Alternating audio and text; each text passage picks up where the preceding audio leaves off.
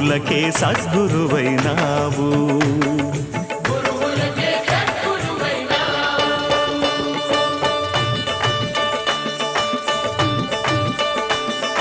నిన్ను గని శరణమ్మని సన్నుతించు వేళ, నిన్ను గని శరణమ్మని సన్నుతించు వేళ జన్మ ధన్యమవుతుంది బాబా, మా జన్మ ధన్యమవుతుంది బాబా.